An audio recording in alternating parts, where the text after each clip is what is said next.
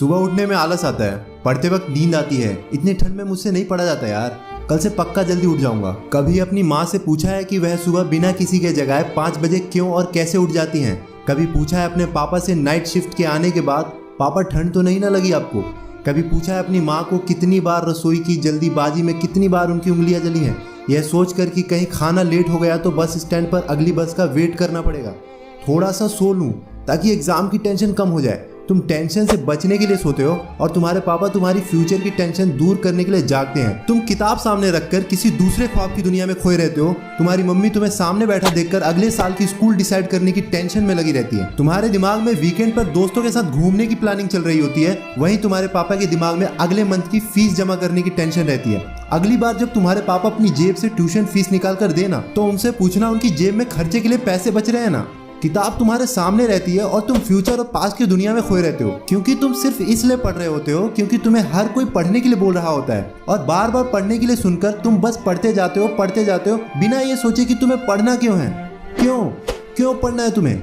कभी सोचा ही नहीं है तुमने? इस बात का जवाब छोड़ो, कभी क्वेश्चन ही नहीं आया होगा दिमाग में। क्या भाई, किससे बचने की कोशिश कर रहे हो? किसको धोखा दे रहे हो? अपनी मम्मी को, पापा को या टीचर्स को? भाई तुम बहुत भोले हो। अभी तुम्हें यह भी नहीं पता कि तुम सिर्फ खुद को धोखा दे रहे हो। क्यों अपने आप को 20 लाख वाली थार के फर्जी सपने दिखा रहे हो? कोई बंगला या नौकरी नहीं मिलने वाला ऐसे पढ़ने का ढोंग रचा कर। जो मोबाइल में तुम दिन के 100 बार फेसबुक और व्हाट्सएप चेक करते हो ना, उससे कई गुना ज्यादा तुम्हारे मम्मी पापा तुम्हारे फ्यूचर के बारे में सोचते हैं। तुम्हें अभी नहीं पता बच्चे की एक जिद को पूरा करने के लिए माँ बाप को अपने सपनों से कितना बड़ा कॉम्प्रोमाइज करना पड़ता है। तुम्हारे पढ़ाई में मन इसलिए नहीं लग रहा क्योंकि तुम सिर्फ पास होने के लिए या कहीं सेलेक्ट होने के लिए पढ़ते हो। भाई तुम्हारे पास 2 मिनट ये टाइम ही नहीं है खुद से पूछने का कि लोग तुमसे पढ़ाई करने के लिए क्यों बोलते हैं। तुम्हें पढ़ाई बहुत हार्ड लगती है क्योंकि तुम्हें फेसबुक, इंस्टाग्राम और व्हाट्सएप इजी लगता है। तुम्हें सोना इजी लगता है, बिस्तर में मोबाइल चलाना इजी लगता है। बाबू अपने मम्मी पापा को भी बोल दो कि बिस्तर में लेटकर ही ड्यूटी कर ले। अपनी मम्मी को भी बोल दो कि सुबह जल्दी उठकर परेशान होने की जरूरत नहीं है। जब तुम्हारे मम्मी पापा लेट करके खाना नहीं बना सकते, तुम्हारे लिए पैसे कमाने के लिए लेट करके नौकरी नहीं कर सकते, तो तुम क्या जादू मंत्र चला दोगे बिस्तर में लेट करके? शाम में पढ़ लूंगा, मंडे को पढ़ लूंगा, हाफ ईयर के एग्जाम के बाद पढ़ लूंगा, ठंड कम होगी तब पढ़ लूंगा, गर्मी कम होगी तब पढ़ूंगा, बरसात कम होगी तब पढ़ लूंगा, कल से जल्दी उठकर पढ़ लूंगा, दोस्त के नोट्स मिलेंगे तब पढ़ लूंगा, एग्जाम से 1 महीने पहले पढ़ लूंगा, एग्जाम के 1 हफ्ते पहले सारे इंपॉर्टेंट क्वेश्चन कर लूंगा। एग्जाम पास होने से अब मुझे कोई नहीं रोक पाएगा। ओ भाई, ना तेरा कल आएगा और ना तेरा टाइम टेबल 2 दिन से ज्यादा चल पाएगा। मैं तुमको एक बात बता दूं, जिंदगी एक दिन में नहीं खराब होती, लेकिन छोटे छोटे खराब एक्शन लेने से जिंदगी जरूर एक दिन खराब हो जाती है। शायद आज तुम्हें ये बात समझ में ना आए, लेकिन एक ना एक दिन तुम इस बात को जरूर समझोगे।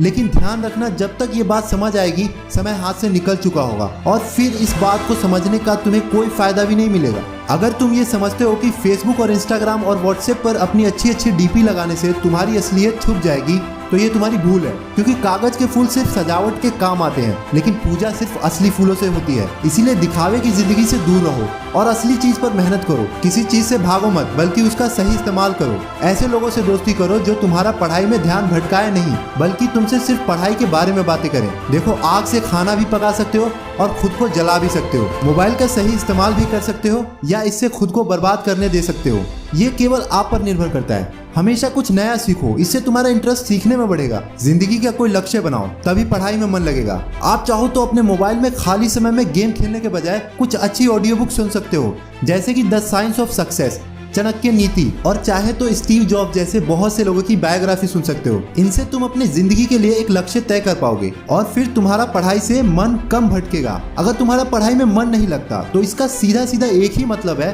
कि तुम्हारे जिंदगी का कोई मोटिव नहीं है। अपने सपने को लेकर तुम्हारा विजन क्लियर नहीं है और साथ ही साथ तुम अपने जिंदगी को लेकर सीरियस नहीं हो। अगर तुम वाकई में चाहते हो कि तुम्हारा मन पढ़ाई में लगे, तो सबसे पहले अपनी लाइफ का एक गोल डिसाइड करो।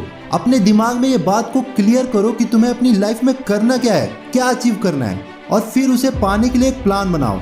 और ये लिस्ट अपने मन में क्लियर रखो कि गोल को अचीव करने के लिए तुम्हें क्या क्या करने की जरूरत है। अगर उस लिस्ट में सच में पढ़ाई का नाम आता है, तो फिर तुम पढ़ाई से नहीं भाग सकते और ना ही तुम्हारा भागने का मन करेगा, क्योंकि तब वो तुमको चीज जरूर समझ में आ जाएगी।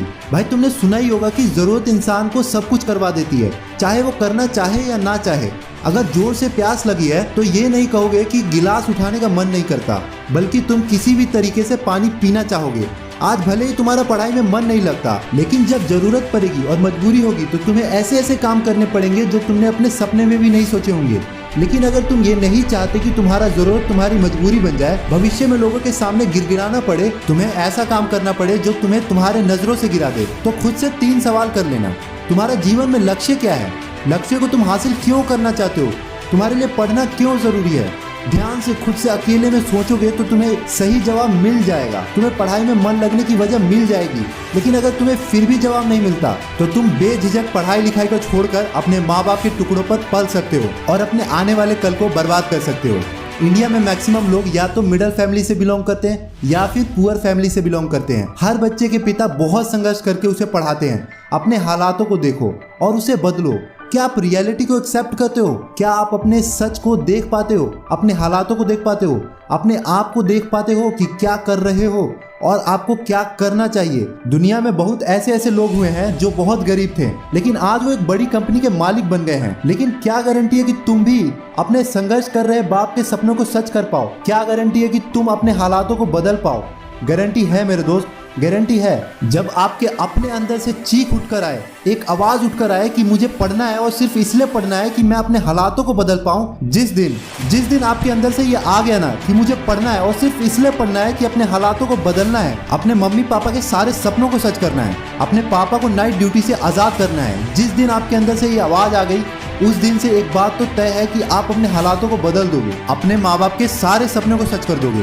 बस जरूरत है तो अंदर की आवाज की। दोस्तों, बहाने बनाने से कुछ नहीं होगा। बहाने तो हर कोई बनाता है। हर वो इंसान बहाने बनाता है जो काम को टालता है और जो कायर होता है। मेरा मन नहीं लगता, मुझे आलस आ रहे हैं, मुझे मैथ टफ लगता है, मुझे साइंस टफ लगता है, मुझे ये टफ लगता है, मुझे वो टफ लगता है। कुछ भी टफ नहीं है। जाकर पूछो उस टॉपर से कि तुझे क्या टफ लगता है। हमेशा हमें एक ही चीज़ सुनने को मिलती है कि पढ़ने वाले के लिए कुछ भी टफ नहीं है। और दोस्तों, जिंदगी का भी यही वसूल है, करने वाला कुछ भी कर जाएगा और जो ना करने वाला है ना, छोटी सी मुसीबत आने पर भी रुक जाएगा। तुम दुनिया को अपने अंडर तभी कर पाओगे जब खुद के अंडर रहोगे। भले तुम्हारी नौकरी ना लगे, लेकिन ये जो किताबी नॉलेज देख रहे हो ना तुम, वो तुम्हें जरूर किसी ना किसी मोड़ पर तुम्हें बाहर जरूर निकालेगा। नॉलेज कभी बेकार नहीं जाता। तो आज के लिए बस इतना ही। अगर बात समझ में आई होगी तो आ गई होगी। तो फालतू की ये चीज़ों में अपना समय बर्बाद मत करो, बल्कि ये सोचो कि तुम्हें करना क्या है।